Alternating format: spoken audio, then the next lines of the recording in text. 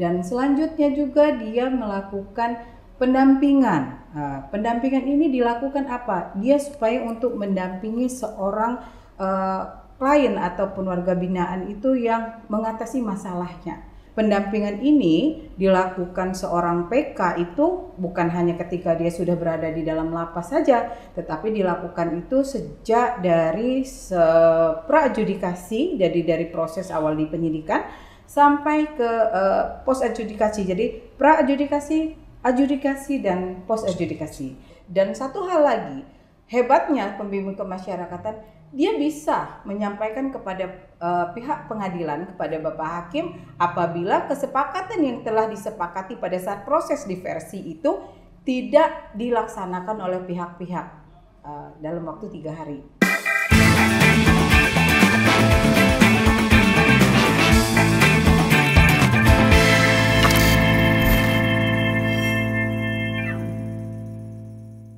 Hai Sobat Pengayoman, kembali lagi di Yoman Podcast.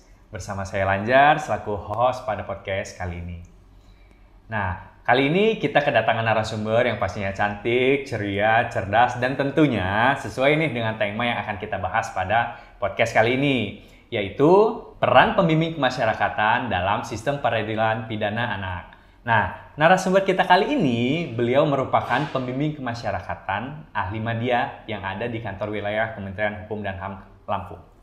Assalamualaikum Ibu, selamat datang Ibu Elvi Sureningsi. Gimana Bu kabarnya? Alhamdulillah kabar baik. Kalau Mas Lanjar baik? Alhamdulillah Bu. Nah, sebelum kita masuk ke pertanyaan inti nih, Sobat Pengayoman pasti bertanya-tanya dan penasaran kan apa sih sebenarnya pembimbing kemasyarakatan itu? Nah, kita tanya yuk, Bu. Pembimbing kemasyarakatan itu apa sih, Bu? Pembimbing kemasyarakatan itu merupakan petugas pemasyarakatan yang dalam hal ini sebagai pejabat fungsional penegak hukum yang melaksanakan penelitian kemasyarakatan atau litmas, kemudian melaksanakan pembimbingan, melaksanakan pendampingan dan pengawasan terhadap warga binaan pemasyarakatan yang sebagaimana disebutkan di dalam Undang-Undang Pemasyarakatan, yaitu di dalam Undang-Undang Nomor 22 Tahun 2022. Nah, kemudian untuk kita ketahui bersama, untuk saat ini di Provinsi Lampung, khususnya di bawah jajaran Kantor Wilayah Kementerian Hukum dan HAM Lampung, kita memiliki pembimbing kemasyarakatan itu ada sekitar 99 pembimbing kemasyarakatan yang terdiri dari asisten pembimbing kemasyarakatan, kemudian pembimbing kemasyarakatan muda, pembimbing kemasyarakatan pertama, dan pembimbing kemasyarakatan madya. Dan penempatan para pembimbing kemasyarakatan ini untuk saat ini ditempatkan di kantor wilayah Kementerian Hukum dan HAM Lampung, yaitu di Divisi Pemasyarakatan. Kemudian ada ditempatkan juga di unit pelaksana teknis pemasyarakatan, dalam hal ini di Balai Pemasyarakatan, yaitu kita memiliki 4 balai pemasyarakatan di Lampung ini, yaitu di Balai Pemasyarakatan kelas 2 Bandar Lampung, kemudian Balai Pemasyarakatan kelas 2 Metro, Balai Pemasyarakatan kelas 2 Kota Bumi, dan Balai Pemasyarakatan kelas 2 Prengsewu. Oke, 99 orang pembimbing kemasyarakatan. Nah, jadi tugas pokok dan fungsinya itu pembimbing kemasyarakatan itu apa sih, Bu? Tugas pokok dan fungsi daripada seorang pembimbing kemasyarakatan itu melaksanakan litmas atau penelitian kemasyarakatan, yaitu kegiatan daripada seorang PK itu untuk melakukan penelitian untuk mengetahui bagaimana latar belakang kehidupan daripada seorang warga binaan tersebut atau anak yang berhadapan dengan hukum. Kemudian dia juga melakukan pembimbingan. Pembimbingan artinya dia memberikan tuntunan kepada seorang kliennya untuk meningkatkan rasa ketakwaan kepada Tuhan Yang Maha Esa, kemudian meningkatkan untuk sikap dan perilaku yang lebih baik, kemudian intelektualnya juga lebih bagus dan profesionalisme, serta untuk menjaga kesehatan mental, kesehatan jasmani, rohani daripada klien pemasyarakatan tersebut. Dan selanjutnya juga dia melakukan pendampingan. Pendampingan ini dilakukan apa? Dia supaya untuk mendampingi seorang klien ataupun warga binaan itu yang mengatasi masalahnya, sehingga klien tersebut bisa menyelesaikan masalahnya tersebut dan untuk bisa meneruskan kehidupannya itu menjadi lebih baik ya tentunya ya Mas Lanjar ya. Nah kemudian pendampingan ini dilakukan seorang PK itu bukan hanya ketika dia sudah berada di dalam lapas saja, tetapi dilakukan itu sejak dari pra-adjudikasi, dari proses awal di penyidikan sampai ke post adjudikasi. Jadi pra-adjudikasi, adjudikasi dan post adjudikasi. Nah, kemudian selanjutnya dia satu lagi yang dilakukan oleh PK, melakukan pengawasan. Apa sih pengawasan yang harus diawasin sama PK gitu kan? Gak mungkin saya ngawasin Mas Lanjar kan? Jadi pengawasan yang dilakukan itu dia mengamati, terus dia menilai terkait dengan program perawatan yang dilaksanakan di LPAS atau kemudian program pembinaan, kemudian pengawasan dari bimbingan yang dilakukan, pendampingan oleh di situ dan tentunya itu berdasarkan dari hasil rekomendasi litmas tersebut gitu. Jadi misalnya rekomendasinya dia itu dia pada saat ini si seorang WBP nih, warga binaan itu misalnya dia harus mendapatkan pembinaan itu, program pembinaan misalnya harus meningkatkan terkait dengan kepatuhan dia dalam melakukan ibadah, kemudian dia harus meningkatkan sikap dan perilakunya, etika yang lebih bagus. Nah, itu dia harus dilakukan, itulah untuk pengamatannya, pengawasannya. Apakah betul dia di dalam lapas itu sudah mendapatkan semua itu, karena itu dicantumkan di dalam rekomendasi di dalam litmas yang disampaikan oleh PK itu juga sendiri. Nah, kemudian yang terakhir PK juga melakukan sidang TPP atau sidang tim pengamat pemasyarakatan. Sidang tim pengamat pemasyarakatan ini gunanya untuk apa? Karena di situ disidangkan untuk memberikan saran atau rekomendasi yang dituangkan di dalam litmas untuk menentukan atau memberikan rekom atas sanksi hukum apa yang akan diberikan untuk misalnya seorang anak yang berhadapan dengan hukum atau terhadap dengan program pembinaan atau perawatan yang dilakukan di lapas rutan maupun di LPKA. Gitu Mas Lanjar. Nah, dari sekian banyak tuh kayak pendampingan, pengawasan, sama sidang TPP ya Bu. Nah, dari poin-poin tersebut nih, itu kan klien itu kan ada yang untuk dewasa, ada yang anak-anak. Nah, dari poin-poin yang Ibu jelaskan tadi, peran PK dalam penanganan perkara anak di dalam sistem peradilan pidana anak itu yang di mana Bu? Di poin berapa? Kalau poinnya untuk peran SPPA, semua peran PK penting. Mempunyai peran. Mulai dari dia membuat litmas, kemudian dia melakukan pendampingan, kemudian dia melakukan pengawasan, pembimbingan, tetapi tentu di sini untuk proses dia peradilannya, proses peradilan untuk pelaku anak itu tentunya memang yang pertama itu memang perannya sangat penting itu litmas, karena di dalam litmas itu memberikan rekomendasi tadi, saran apa sih yang harus akan kita berikan terhadap anak pelaku tersebut atau warga binaan gitu. Kemudian di situ dia pendampingan, ya tentunya di sini sangat penting karena ketika seorang anak itu berhadapan dengan permasalahan hukum tentu dia membutuhkan suatu arahan pendampingan gitu dan kita selaku PK itu bisa memberikan mungkin sedikit lebih rasa nyaman dan bisa lebih tenang untuk dia menghadapi persoalan yang dia hadapi. Kemudian pengawasannya, nah pengawasan di situ ya dia penting juga karena kita akan melihat apakah proses hukum itu sudah sesuai dengan sebagaimana amanat daripada Undang-Undang 11.12, kemudian dengan bagaimana perlakuan kita terhadap anak di bawah umur di situ pengawas. Kemudian apakah sesuai sudah program atau yang kita laksanakan itu sesuai dengan sudah aturan yang berlaku untuk penanganan terhadap anak gitu. Jadi kalau penting dan berperan berperan semua di situ. Karena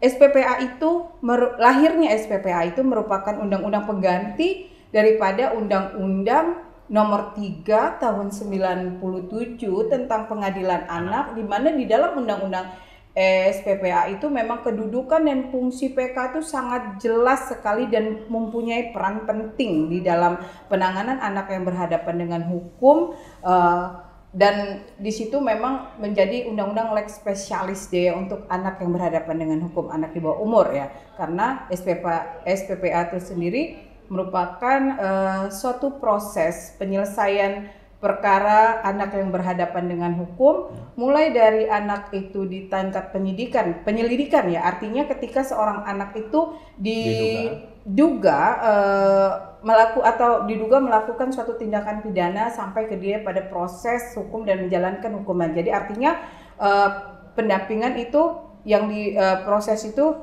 di SPPA itu dilakukan itu mulai dari pra adjudikasi sampai kepada post adjudikasi di situ. Kemudian juga di dalam SPPA juga jelas sekali perannya itu seorang PK, seorang petugas pemasyarakatan itu, yaitu dalam hal ini pembimbing kemasyarakatan, itu membuat litmas untuk diversi, kemudian melakukan pembimbingan, kemudian melakukan pengawasan di situ, dan terhadap daripada kesepakatan diversi atau jalannya pelaksanaan diversi tersebut. Dan satu hal lagi, hebatnya pembimbing kemasyarakatan, dia bisa menyampaikan kepada pihak pengadilan, kepada Bapak Hakim, apabila kesepakatan yang telah disepakati pada saat proses diversi itu tidak dilaksanakan oleh pihak-pihak dalam waktu 3 hari. Tentunya, jadi misalnya sudah diversi kesepakatan, nah itulah fungsi dia pengawasan tadi. Ketika memang itu tidak dilaksanakan, maka dia bisa menyampaikan kepada pihak pengadilan bahwa itu tidak dilaksanakan. Nah, kemudian dia juga membuatkan litmas yang digunakan oleh penyidik, penuntut umum, dan kepada proses persidangan di pengadilan bagi klien pemasyarakatan ya. Nah kemudian dia juga membuat litmas itu untuk menentukan program perawatan di LPAS ataupun program pembinaan di LPKA bersama dengan petugas kemasyarakatan yang lain, dalam hal ini pengamat pemasyarakatan, mungkin bisa dari dinas sosial atau juga bisa dari pemerhati anak yang lain yang bisa bersama-sama. Kemudian dia bisa juga membuat litmas untuk pengusulan reintegrasi, artinya dia bisa untuk cuti menjelang bebas, pembebasan bersyarat, cuti bersyarat itu bisa dilakukannya. Kemudian juga bisa membuatkan litmas itu untuk proses di persidangan tadi. Oke, dari yang Lanyar tangkap tadi nih ya Bu ya, di situ peran PK terhadap perkara anak. Nah, perkara anak ini berarti kan perkara anak yang berhadapan dengan hukum. Betul. Nah, betul.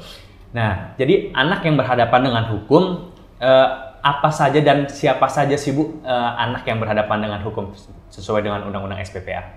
Anak yang berhadapan dengan hukum atau kita sebut ABH ya. Ya, anak berhadapan dengan hukum ada udah dalam versi SPPA atau Undang-Undang 11-12 itu, anak yang berhadapan dengan hukum itu ada 3 kategori, yaitu anak yang berkonflik dengan hukum, yaitu anak sebagai pelaku, yang artinya anak itu berusia 12 tahun sampai dengan 18 tahun yang diduga melakukan tindak pidana. Kemudian anak sebagai saksi, berarti anak sebagai saksi adalah anak yang belum berusia 18 tahun yang dia bisa memberikan keterangan untuk proses penyidikan, penuntutan, kemudian proses persidangan terkait apa yang dia lihat, apa yang dia saksi, apa yang dia dengar tentang satu perbuatan yang dilakukan, yaitu perbuatan yang melanggar hukum. Kemudian anak sebagai korban dalam ini dia yang mengalami penderitaan fisik ataupun mental ataupun kerugian ekonomi barangkali lebih ya, karena akibat dari satu tindak pidana. Itu yang berdasarkan daripada yang kategori anak berhadapan dengan hukum tadi. Nah, itu yang pelaku, kemudian saksi dan korban. Nah, dari penjelasan Ibu tadi ada anak pelaku nih ya, Bu. Anak pelaku itu anak yang berhadapan dengan hukum yang berusia antara 12 tahun, dari 12 tahun sampai 18 tahun. Itu yang akan dikenakan sanksi pidana. Nah, contoh nih Bu, bila nih ya, apabila ada anak yang berusia di bawah 12 tahun dan melakukan tindak pidana, apakah itu akan dikenakan sanksi pidana? Jadi begini, kalau ada ketika seorang anak diduga melakukan satu tindak pidana yang usianya masih di bawah 12 tahun, itu tidak bisa kita lakukan proses hukum. Oke. Tidak bisa. Jadi yang dilakukan apa? Karena masyarakat boleh saja melaporkan kepada pihak penyidik bahwa telah diduga satu perbuatan yang melawan hukum, diduga melakukan perbuatan melawan hukum yang dilakukan mungkin anak usia 11 tahun atau usia 6 tahun gitu. Sekarang dengan banyak kita lihat ya di media juga anak usia 6 tahun, 8 tahun itu sudah terlibat dengan permasalahan hukum. Jadi itu apa yang dilakukan oleh penyidik? Penyidik melakukan mediasi, berduduk bersama untuk melakukan musyawarah mufakat bersama dengan penyidik, penuntut, kemudian pembimbing kemasyarakatan dan dari pekerja sosial yang lainnya untuk mengambil satu kesepakatan di situ. Apakah kesepakatan itu artinya bukan sanksi hukum? Kesepakatan yang dihasilkan itu adalah kesepakatan mungkin dikembalikan kepada orang tua. Atau apabila orang tua itu memang dianggap tidak mampu, dikembalikan kepada orang tua asuh. Kemudian itu yang pertama. Dan yang kedua, anak tersebut bisa diserahkan kepada lembaga pendidikan atau instansi pemerintah yang melakukan program pendidikan ataupun pembinaan. Baik itu di tingkat daerah maupun itu di tingkat pusat. Dan tentunya itu tidak dalam waktu yang lama karena anak ini masih usia di bawah 12 tahun. Itu ada waktunya, Mas. Itu paling lama 6 bulan dia diserahkan di lembaga tersebut. Itu apabila anak yang di bawah 12 tahun. Dan tentunya itu ada kesepakatan tersebut supaya dia punya kekuatan hukum, itu tetap diajukan pada pengadilan untuk mendapatkan penetapan dari pengadilan. Selain musyawarah mufakat tuh ya, sama antar keluarga dan antar korban segala macam, itu tetap ditetapkan di pengadilan ya Bu ya? Betul, karena dia punya kekuatan hukum. Itulah kehebatan dari SPPA itu diatur dari pernik-pernik kecil, jadi sehingga memang betul-betul yang terbaik untuk anak. Jadi jadi perlindungan untuk anak. Ya, jangan sampai nanti di kemudian hari terjadi hal-hal yang tidak kita inginkan. Jadi kesepakatan yang sudah disepakati oleh aparat penegak hukum itu tadi, termasuk ada PK di situ yang memberikan rekomendasinya, itu ditetapkan dengan adanya penetapan dari pengadilan. Tadi saya jelaskan terkait dengan bagaimana usia anak yang memang di bawah 12 tahun. Nah, sekarang bagaimana? Apakah semua anak boleh ditahan? Oke. Tidak. Semua anak tidak boleh ditahan. Artinya jangan serta-merta begitu anak itu dilakukan tindak pidana itu dilakukan tidak. Jadi anak yang boleh dilakukan penahanan ketika seorang anak itu sudah mencapai usia 14 tahun sampai dengan 18 tahun. Pada saat dia 12 tahun itu boleh dimintakan pertanggungjawaban hukumnya, diproses, tapi dia tidak boleh dilakukan penahanan. Jadi penahanan itu bisa dilakukan apabila anak sudah mencapai 14 tahun, kemudian sanksi pidana itu adalah di bawah 7 tahun.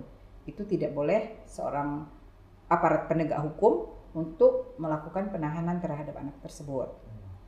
Kemudian di dalam proses penahanan anak-anak ini juga kita tidak boleh berlama-lama. Oh, jadi nggak lama Bu ya? Tidak, beda dengan orang dewasa. Oke. Sangat beda sekali karena yang kita perhatikan di sini adalah akibat mental dan psikis untuk anak tersebut apabila kita terlalu lama dilakukan penahanan. Jadi penahanan di sini mulai dari penyidik itu hanya dikasih waktu hanya 7 hari. 7 hari. Ketika dia menangani perkara anak, 7 hari dan dia bisa melakukan perpanjangan kepada pihak kejaksaan itu selama 8 hari. Jadi berapa total yang dilakukan oleh penyidik? Hanya 15 hari. Okay. Kemudian dia kalau misal itu dilimpahkan ke proses penuntutan, dia jaksa punya waktu hanya 5 hari. Nah, 5 hari kemudian memang habis waktunya dia boleh melakukan perpanjangan kepada pengadilan itu pun selama 5 hari. Berarti hanya 10 hari 10 di hari kejaksaan. di kejaksaan, oke. Nah, selanjutnya proses hukumnya berlanjut kepada proses sidang pengadilan. Di sidang pengadilan tersebut itu hanya punya waktu hakim 10 hari. 10 hari perpanjangan 15 hari dari pengadilan tinggi. Ternyata perkara tersebut mungkin sampai banding nih. Banding terpaksa lanjut prosesnya ke pengadilan tinggi. Di pengadilan tinggi, hakim tinggi mempunyai waktu hanya 15 hari. 15 hari dia bisa perpanjangan 10 hari dengan hakim ketua pengadilan tinggi. Nah, ternyata berlanjut lagi nih sampai ke proses kasasi. Kasasi di Mahkamah Agung. Nah, di Mahkamah Agung berarti ini berapa lama nih prosesnya di situ? Oh ya, berarti dia 15 hari dengan perpanjangan 20 hari. Jadi kalau kita totalkan semua, itu dari awal penahanan mulai dari tingkat penyidik sampai kepada proses kasasi itu ada 110 hari. Kalau kita hitung bulan mungkin sekitar 3,5 bulan. 3,5 bulan. 3,5 bulan itu harus sudah selesai. Itu kalau dia sampai dengan kasasi. Tapi kalau dia hanya sampai dengan tingkat pengadilan saja, itu berapa? 15 tambah 10 25 tambah 25 itu selesai. Berarti tidak sampai berbulan-bulan dia di dalam tahanan. Jadi anak memang kembali lagi asas yang harus kita anut dalam perkara penanganan anak berhadap dengan hukum itu adalah perlindungan untuk anak dan yang terbaik bagi anak, dan itu penahanan atau sanksi pidana penjara itu adalah yang paling terakhir yang kita berikan dengan mereka. Dan tidak lama-lama, Bu ya. Ya. Oke, Bu, apabila nih ya, Lanjar punya contoh kasus nih. Apabila ada anak nih usia 14 sampai 18, contohnya 18 tahun lah. 18 tahun itu melakukan tindak pidana. Nah, mungkin anak ini kabur nih. Ya kan? Anak ini kabur nih. Jadi setelah dia berusia 21 tahun atau ya setelah dia berusia 21 tahun dan perkaranya tersebut kita sebutkan aja 7 tahun lah misalkan ya, 7 tahun. Nah, setelah 21 tahun ketangkep nih. Nah, itu gimana Bu prosesnya, Bu? Jadi dia melakukannya pada usia 18 tahun. Nah, masih anak-anak nih. Ya, anak-anak. Tetapi ternyata dia selama ini dia jadi DPO. Oke, begitu ya, Pak Lanjar ya. Jadi kalau dalam hal seperti itu, kita bertemu dengan kasus seperti itu, pada saat dia ditangkap sudah usia 20 tahun, jadi sebagaimana amanat dari Undang-Undang Sistem Peradilan Pidana Anak, proses hukum yang dilakukan oleh aparat penegak hukum tetap menggunakan SPPA. Tetap menggunakan sidang anak. Sidang persidangan karena di dalam sistem peradilan pidana anak tersebut disebutkan bahwa batas usia sampai dengan 21 tahun ketika ada seorang anak melakukan satu tindak pidana dan dia itu sampai dengan 21 tahun, maka untuk proses hukumnya tetap dilakukan proses hukum pengadilan anak SPPA. Jelas. Dan selama ini sih memang hal ini kadang kita aparat penegak hukum tuh kadang kurang aware gitu. Ya karena mungkin banyak itu begitu kita lihat yang kita ingat kan di dalam pemikiran kita misalnya ini anak ini cuma 18 tahun. Jadi kita hanya selalu berpatokan dia di 18 tahun gitu. Tapi bahwa lupa di sini bahwa di dalam SPPA jelas sekali di situ ada di dalam salah satu pasalnya yang dituangkan di dalam pasal 20 bahwa mengatakan sampai dengan usia 21 tahun maka proses hukum yang dilakukan itu adalah proses hukum anak.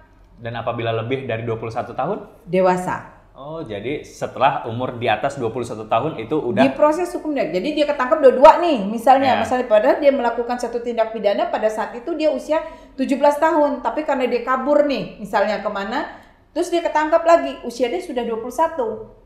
Ya sudah, usia dia udah 22. Tidak usah 22. 21 lewat satu hari saja itu dewasa. Sudah dewasa. Dia tidak bisa kita kategorikan sebagai masuk anak. Ke dalam proses persidangan anak. Nah, itu seperti itu. Oke, menarik sekali Bu ya. Nah, di awal itu ada peradilan proses penyelesaian perkara di dalam maupun di luar proses peradilan. Nah, itu maksud Lanjar. Nah, maksudnya itu yang untuk yang di luar itu gimana sih Bu? Jadi untuk proses di luar peradilan itu kita kenal yang namanya diversi. Mas Lanjar sudah pernah dengar kata diversi? Pernah Bu. Pernah. Jadi diversi itu merupakan salah satu penyelesaian perkara di luar proses peradilan, dan itu diatur di dalam Undang-Undang Sistem Peradilan Pidana Anak bahwa diversi adalah penyelesaian secara restoratif justice, ya artinya dengan melakukan musyawarah mufakat dengan melibatkan pelaku, orang tua pelaku, korban, orang tua korban, kemudian pamong ya kalau dia sekolah dari pihak sekolah, kemudian juga dari pekerja sosial yang lain juga memang hadir, mungkin dari bantuan hukum juga ada di dalam situ untuk musyawarah mencapai satu kesepakatan. Dan diversi ini tentunya tidak semua perkara anak kita diversi, Mas Lanjar. Ada juga dong ketentuannya. Ya, okay. Enak dong semua anak nanti dia melakukan pembunuhan tetap di diversi, nggak bisa itu begitu. Nah. Jadi perkara yang bisa kita lakukan diversi ketika ancaman pidananya di bawah 7 tahun dan dia bukan pengulangan. Artinya memang anak itu baru pertama kali melakukan tindak pidana dan ancamannya di bawah 7 tahun. Itu wajib dilakukan diversi mulai dari tingkat penyidik, penuntut, dan pengadilan. Artinya semua tingkatan aparat penegak hukum itu wajib untuk melakukan diversi. Begitu. Nah kemudian apa sih kesepakatan yang harus dilakukan itu? Nah kesepakatan itu bisa perdamaian dengan atau tanpa ganti kerugian. Itu yang pertama. Ya tentunya kan kalau dia ini kan pasti ada kerugian terhadap korban kan. Ya, kemudian dikembalikan kepada orang tua. Kemudian dia diserahkan kepada lembaga LPS atau yang bisa memberikan pendidikan atau program pembinaan terhadap anak tersebut, dan tentunya juga bisa untuk pelayanan masyarakat. Mungkin kalau pelayanan masyarakat itu dia bisa ditaruh di masjid, bisa sebagai marbot masjid, dia bisa langsung memberikan pelayanan, dan tentunya itu ada pengawasan dari kita. Nah, semua kesepakatan itu tentunya itu yang pertama itu adalah harus memperhatikan dari hak korban ya, dan memperhatikan yang terbaik untuk anak. Kembali lagi itu semua, setiap apa yang kita lakukan itu harus kita lihat dari yang terbaik untuk anak tersebut di situ. Nah, kita masuk nih ke pertanyaan terakhir nih. Mungkin Ibu bisa sedikit menjelaskan atau memberikan pengalaman-pengalaman Ibu nih ya. Bagaimana nih ya untuk mengurangi atau meminimalkan seminimal mungkin untuk perkara atau tindak pidana terhadap anak. Oh ya, kalau kita lihat berdasarkan pengalaman. Kalau kita lihat di Lampung di LPKA banyak ya Mas Lanjar, anak-anak kita ya, cukup banyak, di atas 50, makanya saya bilang cukup banyak gitu ya.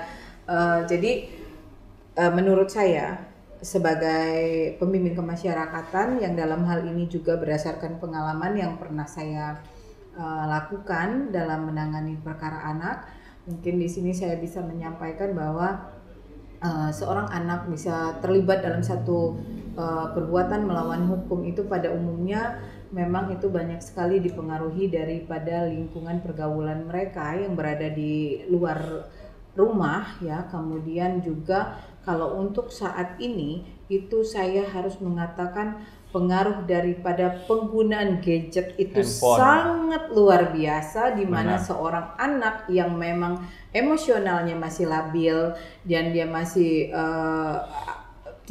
belum mapan gitu, dia bisa mengakses semua fitur yang ada di internet, di semua dunia maya, yang mana itu tidak bisa pilah yang manakah yang untuk usia dia, yang manakah yang tidak, sehingga pada anak yang usia labil itu pada umumnya ingin mencontoh, ingin mengikuti, yang tanpa dia sadari bahwa perbuatan yang dia lakukan itu akan merugikan diri dia sendiri dan berakibat perbuatan melanggar hukum. Nah, ya itu kemudian. Dan tidak kalah pentingnya tentunya lingkungan pergaulan, penggunaan itu tidak lepas dari pengawasan keluarga. Jadi faktor utama ada di keluarga, pembinaan keluarga, pendidikan yang disampaikan oleh keluarga. Jadi kalau di dalam keluarganya itu sudah memberikan pondasi yang kuat, yang kokoh, baik itu daripada akidahnya ya, artinya dari segi agamanya, kemudian dia pengawasannya, terus pendidikannya itu dipenuhi oleh dari keluarga, itu bisa meminimalisir atau menekan anak itu untuk melakukan satu perbuatan yang melanggar hukum, karena dia di dalam pergaulan itu tetap. Makanya di sini ketika seorang anak itu lebih, karena pada umumnya anak yang melakukan satu pelanggaran hukum tuh banyak sekali yang usianya itu memang di antara 15 sampai 17 tuh.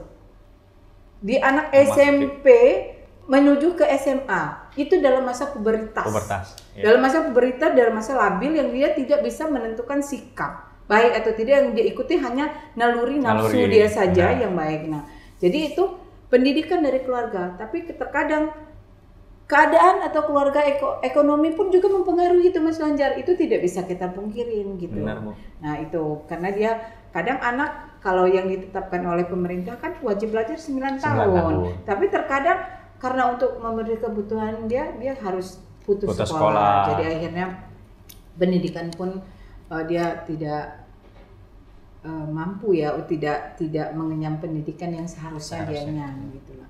Jadi di dalam kesempatan yang bagus ini saya mungkin mengajak untuk kita, untuk ya Mas Lanjar dan teman-teman itu, bahwa berikanlah pengawasan dan pola asuh yang tepat untuk anak-anak kita. Yang kita awali itu dari lingkungan keluarga, dari kita sebagai orang tua untuk bisa memenuhi semua kebutuhan anak kita, dalam arti kata pendidikannya, kemudian untuk kebutuhan ya hak dia sebagai anak ya, kasih sayang, perhatian, dan itu semua harus kita berikan. Dan tentunya yang tidak boleh kita lewatkan itu adalah modal dari pondasi segi agama.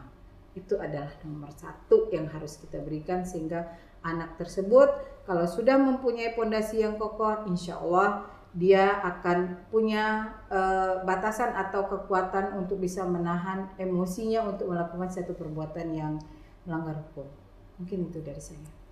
Oke, dimanapun Sobat Yoman berada, demikianlah podcast kita hari ini dengan tema peran pembimbing kemasyarakatan dalam sistem peradilan pidana anak, yang disampaikan oleh narasumber kita Ibu Elvi Suryaningsih. Jadi begitu pentingnya ya peran pembimbing kemasyarakatan dalam penanganan perkara anak yang berhadapan dengan hukum. Salah satunya yaitu penelitian kemasyarakatan atau Litmas, yang merupakan produk hukum yang dibuat oleh pembimbing kemasyarakatan yang digunakan sebagai rekomendasi atau saran kepada aparat penegak hukum untuk penjatuhan sanksi pidana atau tindakan terhadap ABH. Selanjutnya, Litmas juga digunakan sebagai rekomendasi atau saran untuk menentukan program pembinaan maupun program perawatan kepada warga binaan pemasyarakatan di dalam lapas, rutan maupun di LPKA. Bisa juga digunakan sebagai saran atau rekomendasi untuk menentukan reintegrasi kepada warga binaan pemasyarakatan. Dan dalam hal ini juga, pelaku anak yang bisa diproses secara hukum adalah anak yang berusia 12-18 tahun, dan proses peradilan pidana bisa dilakukan di luar peradilan, yaitu dengan cara diversi. Oke, terima kasih Ibu Elvi Suryaningsih telah memberikan materi pada podcast kita kali ini. Oke, Sobat Pengayoman, semoga dengan podcast kita kali ini dapat menambah wawasan kepada teman-teman Yoman semua. Nantikan episode podcast kami selanjutnya di channel YouTube Kumham Lampung. Dan jangan lupa like, komen, dan subscribe.